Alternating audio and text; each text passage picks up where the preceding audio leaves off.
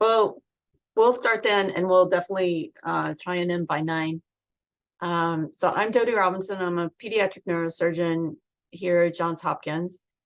And we are very fortunate tonight that Dr. Linda Liau has offered to help provide some pearls and pitfalls for specific aims. So we could spend like the whole hour going over all her accolades.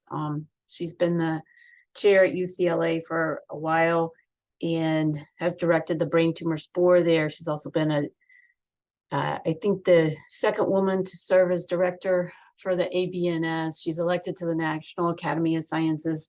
And most recently, she helped establish the program, the neurosurgeon scientist training program, which I think will really be beneficial to help increase the number of neurosurgeon scientists.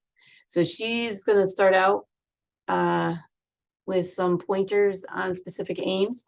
And then there's 2 folks that have been exceedingly brave and offered to share their specific aims. And so we'll talk about those, and then we'll be entertaining questions. So you can go ahead and share. Great. Well, thank you, Dr. Robinson. Let me do a screen share. So can everybody see my slides okay? Yeah, they look great. Okay, great. So I'm just going to start with a few slides just to kind of talk a little bit about some, I guess, pearls and pitfalls about specific aims. But the rest of this hour, obviously, we'd like to, have this more of a discussion. So go to the next slide. So just some points. One is I think it's important to make your aims concise and highly focused. That's oftentimes, one of the kind of comments that people get are that the aims or the project is too ambitious. So just keep a point that, the aims really need to be concise and highly focused.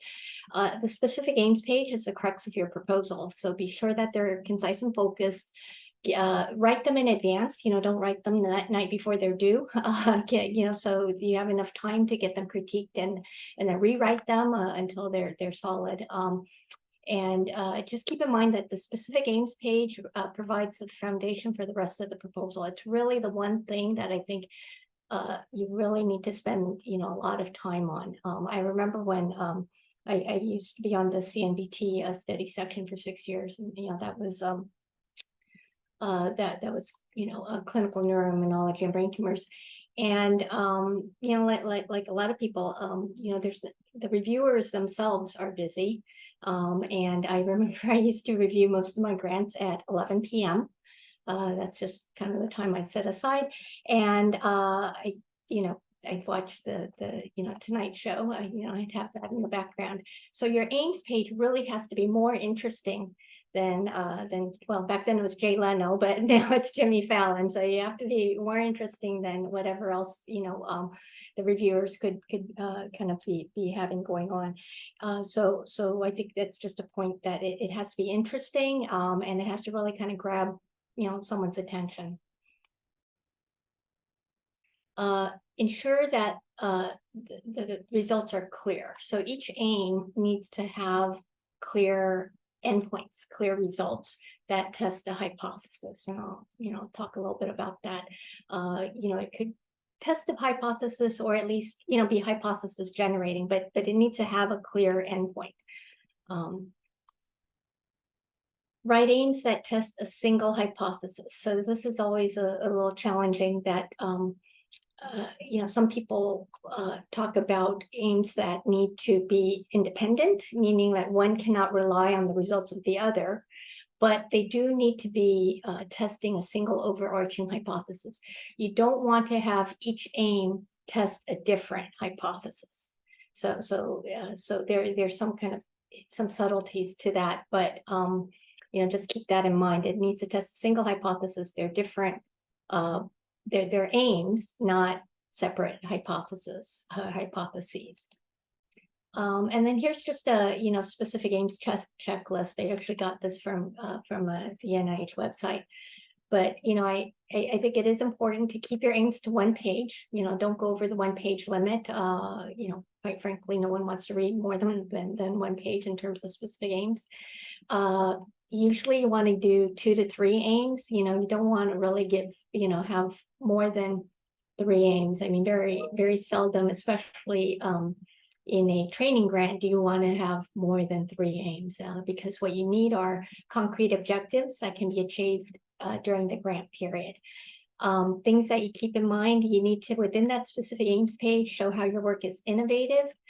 So innovation is important, innovative and significant, so those are the first kind of 2 things you kind of want to think about. You have to think about how you can make your aims, or your page, that your grant proposal, sound innovative and significant. And then within that one page, you want to describe the underlying science just to an extent that's needed to interest the reviewers to read more. I mean, the specific aims page is just the introduction. Obviously, there's more to the grant that you need to include. But unless you could capture someone's attention in that first page, it's really, going to be harder for them to have the interest to read more. And it's really that first impression, that specific aims page is that first impression you want to make. So you really want to make that as strong as possible. Give a rationale for choosing the topic and approach. That's, you kind of want to include that in the specific aims page. And then you want to tie the project to your preliminary data and other new findings in the field. And keep in mind the NIH review criteria. There have been some proposed changes to this criteria that may be coming out in the next year. So just, keep these things in mind. Usually the criteria, or in the past, the criteria that the NIH grants have been scored on are these 5 criteria: significance, investigators, innovation, approach, and environment. In the future, the proposal is that this will be combined into 3 criteria. One would be importance of research, and that's really your significance and innovation. That's still going to be scored. So there's going to be a score for significance and innovation, which is kind of deemed, how important your research is. Factor 2 is rigor and feasibility. That's essentially the approach. They want to be sure that the approach is rigorous and feasible. It's really kind of the, with a lot of the information coming out now in terms of, data not necessarily being reproducible. I think you want to make it clear that your approach is rigorous and feasible. And then this is actually the part that's going to be de-emphasized. The investigators and environment section, there's not going to be an individual score for this, but they will be, reviewers will be asked to look at expertise and resources. And this is really to kind of de-emphasize necessarily kind of big name investigators or big name institutions, but rather have people focus on, can this project be done? Is the required expertise available to do this project, and are the resources available? And that's essentially factor 3. And then there's some other, additional changes that are more logistical, but does not really affect the overall impact score. Although, usually these things, the human subjects protections, all these kind of things do still affect the impact score. Okay, so with that, those are just a few points that I wanted to start with, and I'll turn it over back to Dody. So that was really excellent to sum up everything there. I think one of the things I didn't realize was when I first started grants is that we all read, like the reviewers all read these grants, right? Like at the end of the day or on the flight to the meeting or however. And so you want to keep in mind that you really need to have that specific aims page easy to read and digest, because it's going to be one of 20 or 15 that the person's going to be reading, and very much not something that they can usually digest easily. Like I do epilepsy surgery, but my research is not in epilepsy at all. But because I my subspecialty interest is in epilepsy, I get assigned grants in epilepsy. And so if I can't follow the electrophysiology or the genetics or something, I just can't say anything good about it. And you have to remember when your reviewer is going to read your grant, and then they have to present it to their colleagues at the study section or whatever meeting that's happening. So you want to make it easy for them. This is what their hypothesis is. This is the 3 aims they're going to do. Like you want to make it easy for the reviewer to give a good presentation. So don't put a lot of jargon or other things. So I was wondering, could you comment on for trainees or folks that are applying for more of the mentored grants, how would those differ than, say, an R01 or something by an established investigator? Right. Well, I think the specific aims page is actually, the same. I mean, it probably should be the same. And then it's the rest of the grant that has, in terms of the criteria that people are looking for. One component is obviously the training component. Is the investigator going to gain something from this project and training? So I think the aims still need to be, clear, have a clear endpoint, all those things. With the added, I guess, component of how does it, I guess, help your career development? How does it take your, what you do, for instance, to a new direction, or how does it get you to that next step in your career development? And I find that that's probably fine to mention in the aims, but you don't necessarily need to overemphasize it, because I think at the end you still want, those components of a good, a good project and a good grant. And what does it mean, which I've certainly gotten a comment that the aims are too ambitious? Yeah, I think we all have gotten that comment. And it's just, I think there's this, thought that you want to be as inclusive and as possible, and try to, do a lot of different things.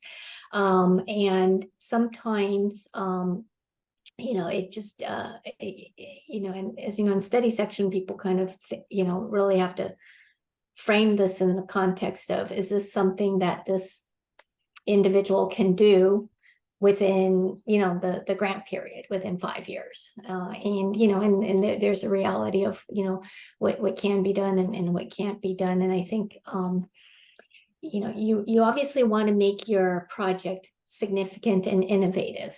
So you don't want to necessarily propose something that's very pedestrian and, boring. But with that, you also want to be sure to kind of frame it in a feasible way. I think one way that is good to kind of think about this is really just for each aim, just have very concrete endpoints.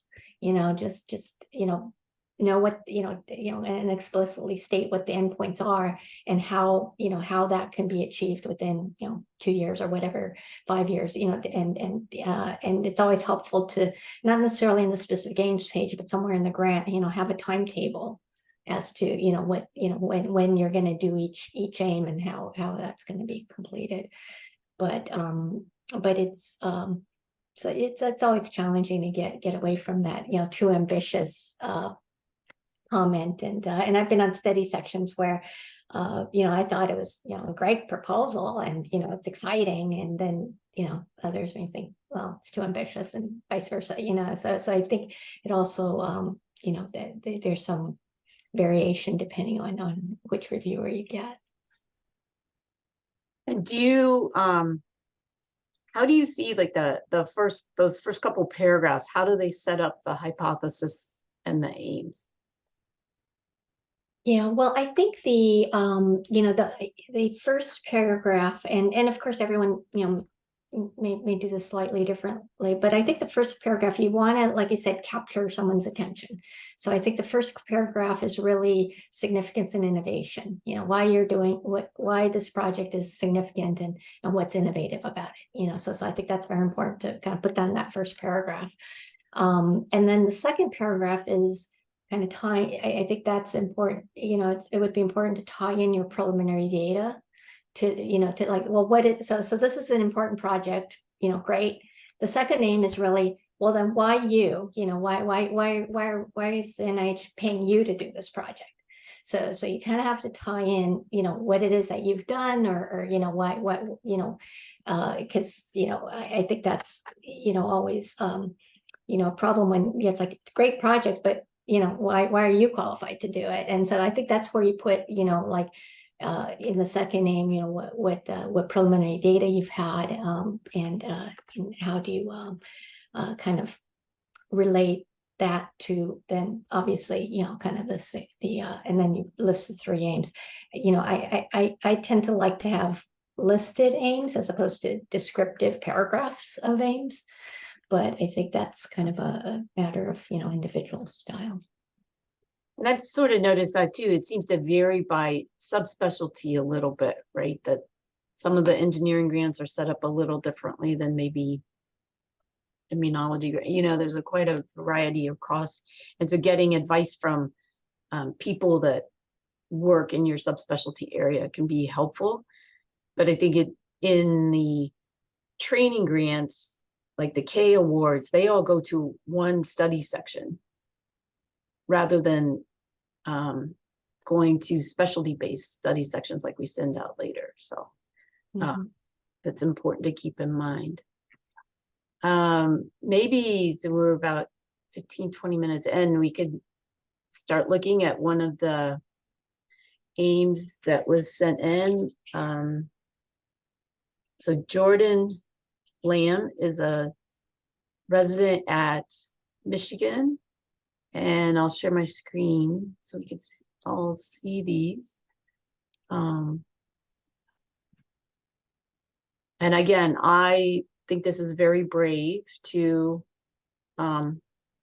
share your aims with the whole group. So I commend that. But this is on brain-machine interface. And I'll just scroll down here a little. There's a picture at the bottom demonstrating the electrodes. I think now for R01 grants, we're not allowed to use pictures on that Aims page anymore. It used to be sort of mandatory to have diagrams on there, but at least our grants office won't let us include them anymore. And I think just visually, this is a very nice Aims page because there's a lot of white space, right? When you first open an Aims page, and if it's so dense that you can't see any white space, then I start cringing already. So think about your reviewer reading it. Did you get a chance to look at these? Yeah, I did. I completely agree with you. I like the white space. Again, if especially if you're reviewing this, in between cases or at the end of the day, you want to have something that is visually digestible and just as you said, I mean, something that you can relate and to study section when you have to present this. So I agree. I actually really liked this specific aims page because it kind of does do, the first paragraph talks about the why, why is this important? I mean, I actually didn't know this about the Utah array, that it, destroys 50% of the neurons. I mean, it's something that, I actually didn't know, but, reading it, it's like, well, it makes sense that, there is a need for this project to occur because of that, assuming that, that is the case. And I think, you're right. I was on the NST1 study section for a while. That's one that reviews the K awards, and they're so diverse in terms of the topics. And then, you sometimes get grants that you don't really know a whole lot about. So I think it's very important to be able to describe your research to people who don't really have expertise in the field. And then I thought this was very interesting, and probably a good way to kind of present this, because this is really ultimately, this is a technology development grant, right? And that's always challenging when people are like, well, what kind of hypothesis are you testing if you're just developing a technology? And I thought this is kind of a clever way to do this. He states that the hypothesis is that, it's able to develop this neurosurgical tool.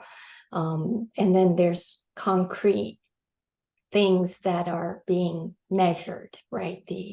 I guess this, 1,000 motes, and then, being able to record neuronal activity over 95%. So they're concrete things. And then obviously there's these 2 aims. And then I actually really like the monkey picture at the bottom, but because you're right, it kind of it catches your attention. But if you can't do that, at least have white space to kind of separate everything. I see the Dr. Zipfel. Yeah, Hey, Greg, welcome. Hey, thanks. I just thought I'd make a comment about the picture. Dody, I hadn't heard that you can't put a picture on the first page. It's interesting that your institution, and maybe it's an NIH thing, I'm not aware, but I do, it fits with my overall recommendation. And most of what I see is that you don't include a picture on the first the page, the specific aims page. But they really, my impression, and I routinely do this, and I've had multiple program officers, recommend this. I actually, not infrequently have a meeting with my program officer early to show them my specific aims page and the figure that I include on the next page. Mm-hmm. So I think a good compromise is don't use in general, I think, don't have the pictorial representation of your work on the first page, but have it very prominent on the next page. And then what people are going to do is they're going to have, they're going to have it up, they're going to have your aims, and then you're going to have the first page of the grant, and you'll have your schematic or your pictorial representation, which can really help guide people down a complicated molecular pathway or through your hypothesis and where each aim fits. And I actually think you can shop that around to your program officers early just to get their reaction, and you can edit and augment that schematic to make it more effective based on someone's feedback. It could be, a mentor, could be other people at your institution, could be someone through the K12 mechanism, a mentor, but it also could be the NIH program officer themselves. So that's what I routinely do. That was my comment. Yeah, I think that's really helpful. I usually put it on the second page there, in the significance and innovation, just so it's easy for them to grab. I do think it's important to keep in mind that for like the K study sections, there's maybe 2 or 3 neurosurgeons on there. And the majority will be neurologists, neuroradiologists, neuropathologists, neuropsychologists, like a whole range of people, and very few neurosurgeons. So you really want to make sure that people can follow what you're trying to do, and then why it's right. If you think about the gap, and why a field is not moving forward, and why your grant is going to address that particular gap, and push that idea. You want to have that sort of spin about why your research proposal is really unique and going to change the field, and not be what they call incremental and just one more person doing something that's already been done many times before. I like these aims because, like you were talking about, there's a very clear endpoint, which I think is a nice thing. All right. And pull up the other one here.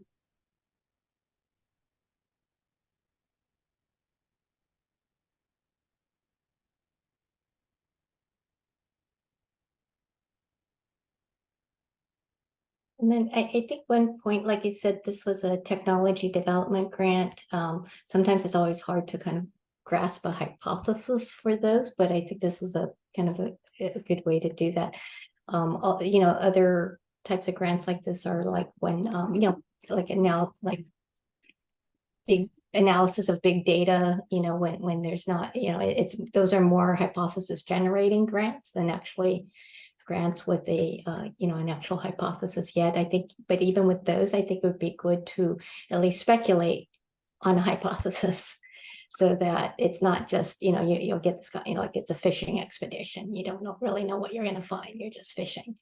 But, you may be, but it would be good to at least speculate on a hypothesis that you're going to have. Do you like to see that somebody says, oh, we hypothesize this, we're going to do these 3-4 experiments, and then we predict this?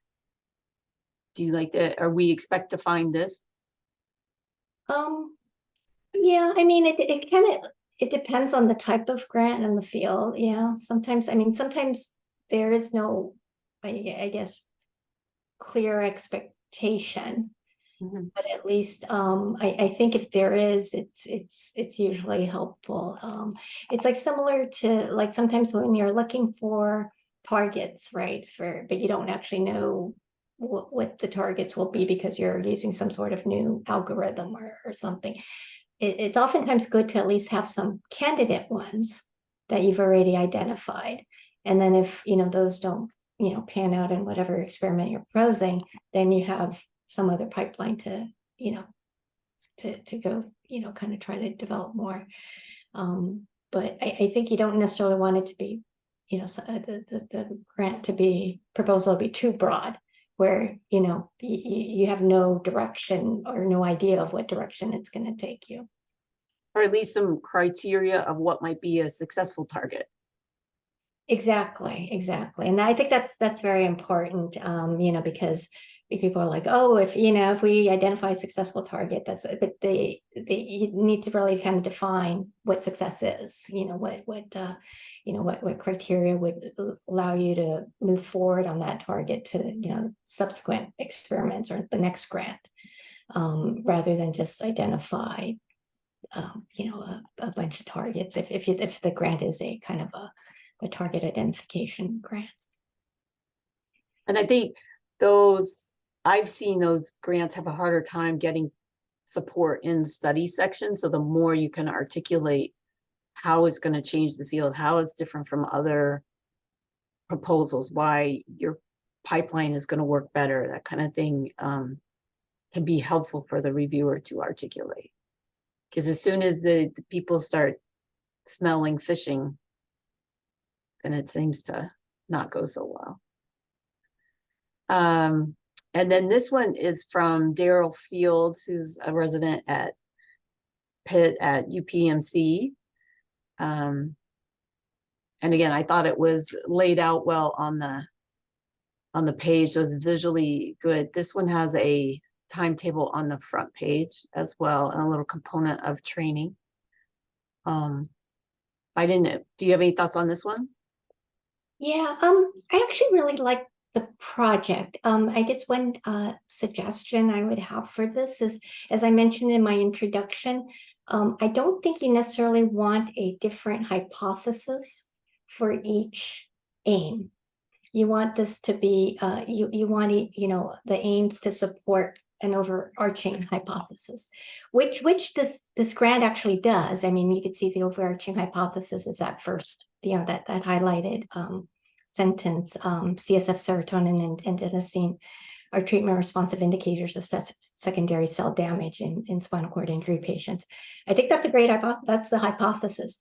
But I think with each aim, you don't want each aim to say test the hypothesis that, and then some other. So maybe just reword that as evaluate that ischemic injuries increase, CSF. You could still have the same aims, but you don't necessarily want each aim to be a totally different hypothesis. They should be aims that support your overarching hypothesis. And I think, as I mentioned, sometimes it's always, people I think are told, well, you want each aim to be independent because you don't want one to be reliant on the other, right? Because that's oftentimes a criticism. It's like, well, aim 2 relies on the success of aim 1. And if aim 1 doesn't work, then your whole, project is gone. So you kind of have to be sure that each aim is independent, but you don't necessarily want each aim to be testing a separate hypothesis. It should be different components testing the same hypothesis, which I actually think this specific aims page does do that. It's just the wording of it that I guess I would recommend not saying, test hypothesis in front of each aim. And I think there's variation on that because I've had some people tell me I need to do that and other people tell me not to do it. But I think that I agree with you that what threw me off a little bit was like seeing serotonin in aim 1 and then adenosine in aim 2. And I would say that, right, if you're reading through 10, 15 grants, you jump to the bolded, highlighted part, like, is this about stroke? Is this about brain tumors? What's going on? And so as much as possible, that highlighted part where you state your hypothesis and your aims needs to sort of stand alone, that the person could get the idea of what's going on in the grant just from reading those little snippets, if you will, and then can go back and fill it in once you're oriented to what you're working on. I think it's very rare that reviewers actually like start at the top line of the first page and read straight through. Yeah, no, I agree with that. And maybe this could be because I do see that each aim is a different component. Maybe the central hypothesis could just be CSF biomarkers, are treatment responsive indicators of spinal cord injury, and then you have different biomarkers that you're testing in each aim. But I think you do want kind of a unifying hypothesis, because it should be one grant with one I guess unifying hypothesis. And as far as the little graph at the bottom regarding the training, I've actually not really seen that in the specific aims pages. I don't know, Greg or Dody, if you have, but I think, unless you have extra space, I think it probably may be good to put that just in the training component of the proposal. But I don't know, I'd be curious regarding your thoughts about that. I think he's trying to illustrate the different techniques or different things that are going to be examined in each phase. But yeah, I agree this might be easier to digest a little later in the grant after you have a better sense of why you would look at several components in the retrospective piece and then choose only certain ones to go on with the prospective part of it. And I think one of the things that has surprised me is that the amount of variation that occurs in sort of the different subspecialty areas of science or neuroscience that we see.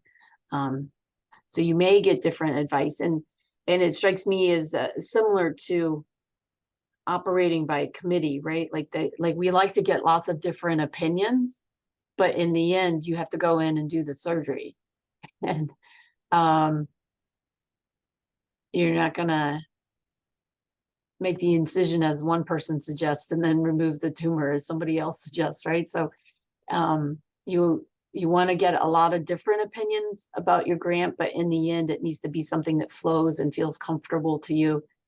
And really, you probably only you probably know your subject matter as well as anybody does. And so I think you're the best person to sell it, but it is good to get other people's impression. The things that I always predict somebody's going to stumble over, they seem to get fine and they get hung up on something I didn't think about. So it's really good to get other people's opinion. Yeah, no, I agree. I think, as you know, even within study section, there's oftentimes disagreement. So it's hard to really predict, what would be a successful grant. I think one thing that is helpful oftentimes is to try to get people to share their successful grants. So, especially in your subject area, because, then you could kind of get a sense of what kind of grants actually do get funded in the area that you're studying. I think that's been really helpful for me to see, especially, some of these complex pathways. If you just hit someone with a lot of jargon right up front on the specific aims page, they get lost in the pathways and the different compounds. And so seeing how different people have successfully presented those concepts without getting lost in, all the minutia of a biochemical pathway or phosphorylation pathways or things like that.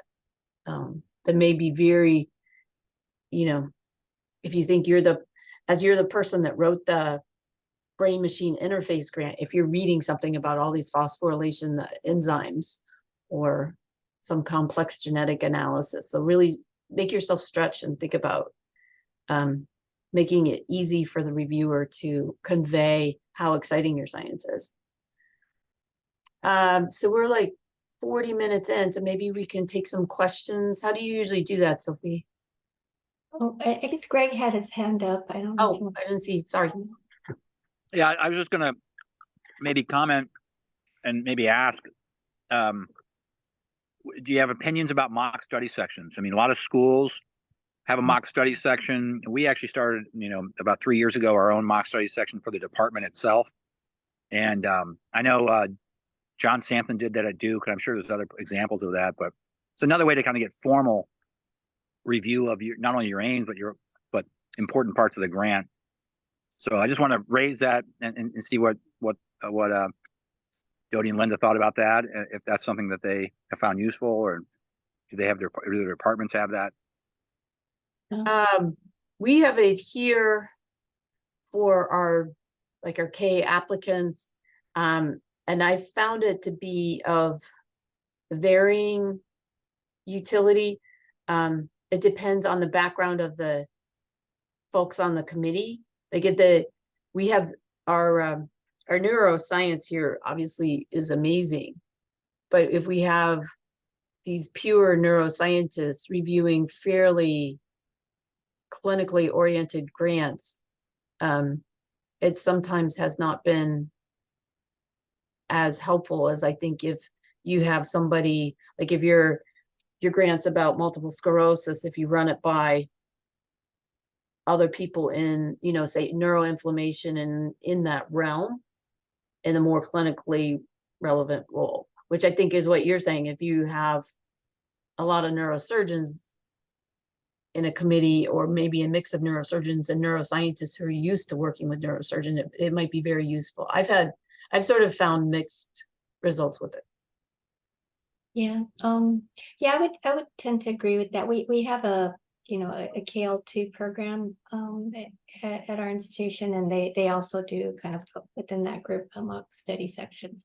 It's not just, obviously not just neurosurgery. It's all sorts of different subspecialties, and I think the helpfulness kind of depends on who winds up participating in that.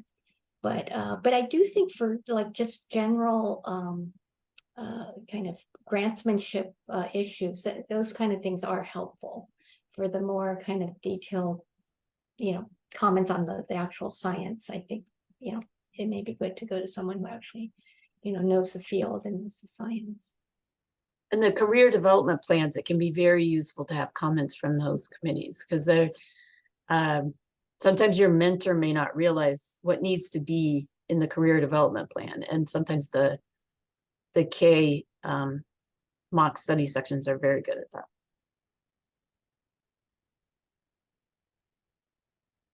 In terms of formatting, I think it's flexible. We could open it up to questions and see if there are any. And if not, I know you had a few examples sort of in your back pocket. We could do one more of them, kind of depends.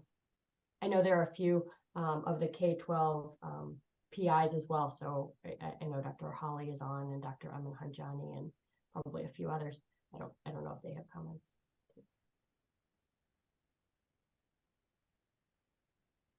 And if anybody has any other thoughts.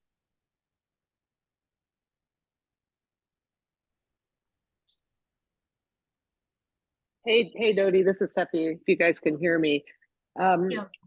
Just a couple of quick comments. Again, as someone who's been on the NST1 review committee, which as Dody mentioned and Linda and has experience with too, is the Career Development Award, K Award review study section. I think there's a few kind of recurring themes, a few of which were mentioned to try and avoid. A couple that I'll kind of reemphasize maybe is the issue that Dody brought up about jargon is really important. You want to avoid that throughout the grant, but specifically in the specific aims page, because that group of reviewers, you know, if it's some, you know, viral vector study that you're very familiar with, and you know, but the name of the virus is like P93.367X, and you know, there's another virus that's P42.63Y. That kind of jargon that may be very familiar to people within that field is going to be unfamiliar to the bulk of the reviewers, even assigned to that grant potentially. So you really want to, I hate to use the word dumb it down, but you got to make it friendly enough for someone that's not within the field, and be easy to read and really have a flow to it, even if it means not using a lot of acronyms that might otherwise save space, so to speak, within the grant. So I think that's just really worth noting. I wanted to make a quick comment about this issue of interdependence of aims, because it's an important issue, as I think Dody mentioned, about the idea of you know, if each aim relies on the success of the prior, of course, that's going to be viewed unfavorably if the first aim fails. The only scenarios where I've seen that be overcome successfully, though, is if there's enough preliminary data and enough support to really convince reviewers that if there is interdependence, that the first aim, for example, is just so likely to be successful, it's not even an issue, right? And that really comes from then later in the grant, the preliminary data, but you kind of got to set the stage for that so that people don't write it off the get-go. So it's the only caveat I would say to this idea that you can't have interdependent aims, is this idea that if you really have strong preliminary data that's pretty much shows the path, and your first aim is kind of a gimme where you're going to, you know, seal the deal on it, and people are very convinced that that's going to be successful, then they're not necessarily going to then be as worried about this issue of interdependence. That's a careful issue. You really got to look and think about that carefully with mentors and whatnot to make sure that you can sell that story. And then the final thing I'll say is I think verbiage really matters. I think that came up in Linda's comment about, you know, in this last example of whether you use the wordage of, you know, test the hypothesis or use a different word. I would very much avoid words that sound at all descriptive. You know, we're going to describe X, Y, and Z, very different than saying we're going to, you know, evaluate, or we're going to, you know, do something that's active with an outcome. And you can take the exact same premise of an aim and just write it differently, and it will have a very different implication, because anything that sounds descriptive will seem to the reviewer not hypothesis based, and therefore a fishing expedition or pedestrian or not important enough. So really just a couple of additional comments there. Thanks. Oh, thanks. So I think those are really important. You don't want to write, we're going to characterize. We're going to test whether this model really mimics the functional consequences of stroke or something, but not describe or characterize. Even though sometimes that may be what you're doing if you have something, but again, that bolded phrases that people read, you want to catch them. And as Linda was saying, it's got to be more interesting than, you know, the other things that are going on. And we would love to all have absolute dedicated time, but you know, we're reading this when we're on call and trying to get the house in control and all the other usual stuff that everyone has going on. Anybody else have questions or comments? Yeah, hi. Thanks again for the advice. It's Jordan from Michigan. So a lot of the advice that I'm hearing here is to obviously make the grant easy to understand, make it not kind of too wordy, have the white space, as you will, but also kind of to make the grant seem almost easier, more doable within that 5-year range, and kind of less like wordy, using less jargon. So kind of would there be any risk of taking that to the extreme, kind of using, you know, less pages, less words, less jargon, and making it kind of seem easier to do versus, you know, bombarding the reviewer with kind of, you know, lots of this is so hard, but I single-handedly have the expertise, no one else does, and this is so difficult, but we're going to do it anyway, kind of thing. And I liken it to, you know, presentations. Do you give one that almost seems like, oh yeah, you know, that seems very simple, and why couldn't everyone do that? You know, it seems very easy and not impressive at all, versus someone that kind of bamboozles the audience with so much technical jargon that he seems or she seems very impressive, but no one really understands what they're talking about. The kind of two ends of the spectrum, if you like. I think you really nailed it there. It's just like a presentation, right? You don't want to lose anyone in the room, because then they're going to zone out and think about their own grant or whatever. But at the same time, you have to demonstrate that you understand the nuances and the complexities of the field of the people that really do specialize in your area. And not so much with the training grants, because they're, as everybody's discussed, they're reviewed by a lot of different specialties. But say when you go for an R01, your grant's going to be assigned to 3 reviewers. And one of those reviewers is probably very close to your area and has a good knowledge base.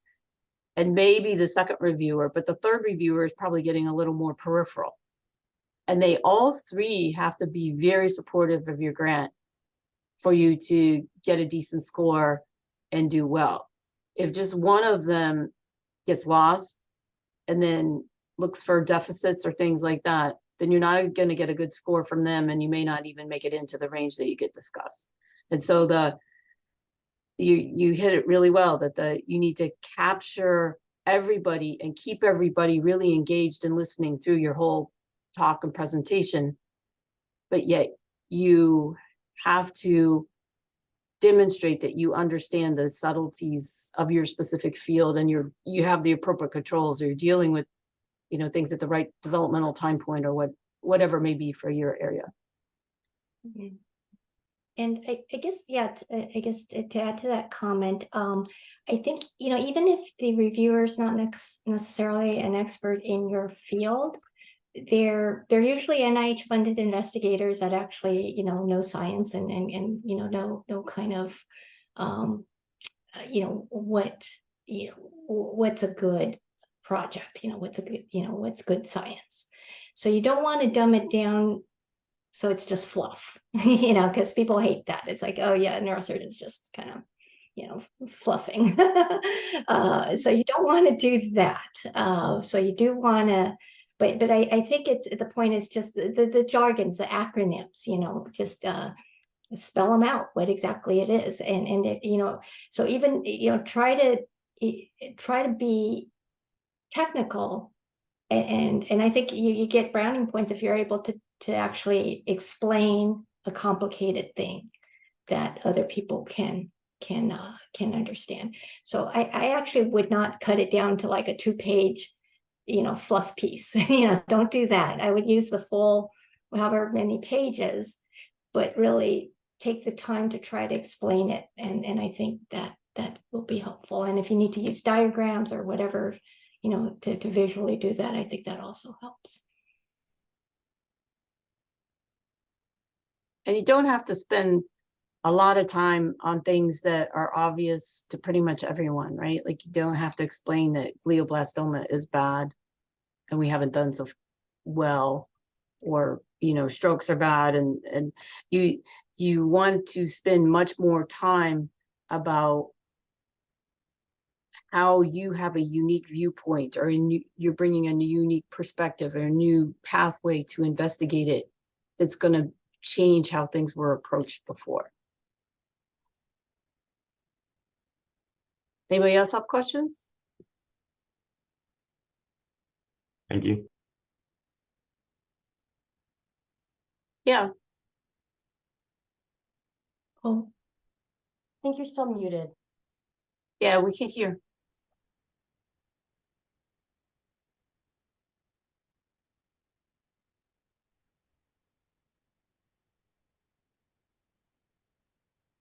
All right, is that a little bit better as far Yes. as audio? Great. yes. Many thanks for this helpful session, and thanks to Jordan and Daryl for sharing their Aims pages with us as well. It'd be valuable to hear your guidance and guiding principles on that third R00 aim in a K99 R00 or in other emerging investigator grants that needs to be independently accomplished at another institution.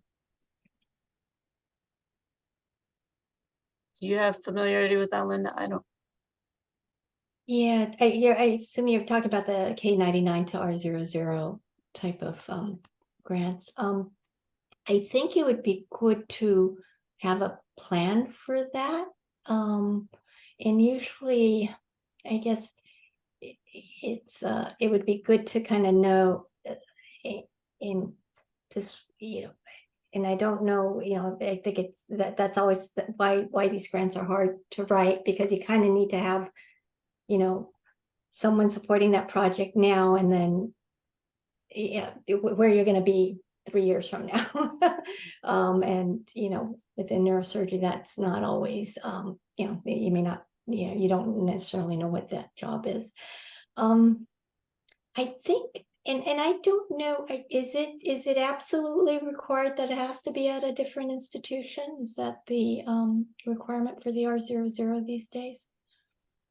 I believe that's what my program officer mentioned, that it needs to be at a separate institution. So say it's a grant within the context of a clinical trial, it needs to be able to stand on its own outside of that trials program. Because I do know I thought there were people who stayed at the same, but you do need to be totally independent. That's obviously clear. You can't, be under your mentor or have the same kind of project that your mentor is carrying out. I think if you, it's one of these situations where I think you probably just need to, have your current mentor talk to, whoever, wherever else where you're going next, and then have some plan as to how that transition is going to occur. Because I think those are the strongest grant proposals, the ones that have kind of a clear delineation of, what happens where. Thank you. Maybe we have time for one more question. I think Kristen has her hand up. Oh yeah, go ahead. Hi, so I just had some friends apply for the K99 R00. You don't necessarily have to be a different institution, but you have to show how your research will be separate, or that your PI is willing to allow you to take a portion of the project with you to the lab that you're going to have as an independent. So it doesn't necessarily have to be a different institution. It just has to be, this is something that I developed that my PI is allowing me to take as my own ongoing, or I will have gained this skill during the first 2 to 3 years, and I will have this at the end to be able to do this last part of this, your last specific aim. So it's not necessarily a different institution, but it has to be something that you have ownership of, from what I understood from the individuals that I knew that applied. I just wanted to make a clarification.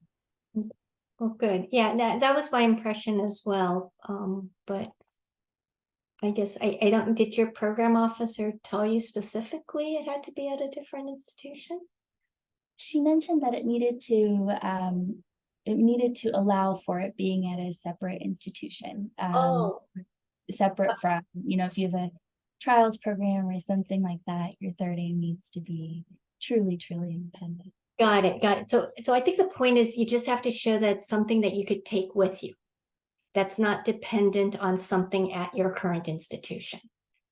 So does that make sense? It doesn't mean you have to go to another institution, but you kind of need to, you know, if you were to go to, you know, it's not something that's, you know, tied to your mentor. It's something that you can independently do.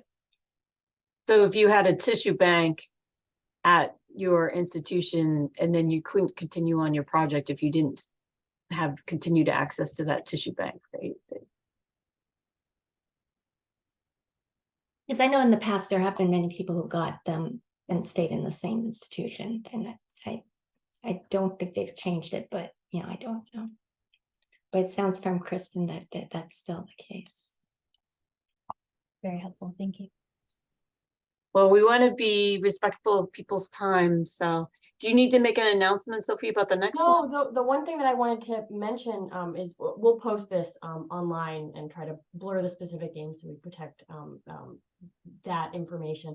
But all the other prior sessions have been recorded and posted before we break out into small groups. But I do want to remind everyone, I think Dr. Zipfel mentioned the various advancement and career development programs that exist in neurosurgery when we started this program back in January, February of this year. But I think it's worth reminding folks with this group that there are a variety of ways to get feedback on specific aims. I know the R25 program allows for feedback. I would suspect strongly that the NSTP program that Dr. Liau runs has a component of that. I know we have an Academy Emerging Investigator program, and there are some offshoots related to the spine specialists and tumor specialists that really its focus involves one-on-one sessions with a lot of these faculty members going over your specific aims. That's for when really you're junior faculty, but please consider that. And then obviously the K12 program that this is all based on. And if you have any questions about any of those or are seeking out mentorship, please reach out to me or Kayla, and we're happy to try to point you in the right direction, because there's a lot of wonderful faculty. They're insanely busy, but they love doing this, and they're very generous with their time and advice. So just wanted to mention that. Well, thank you all so much for coming, and have a great evening. Take care. Bye-bye. Thanks, Linda. Thank you.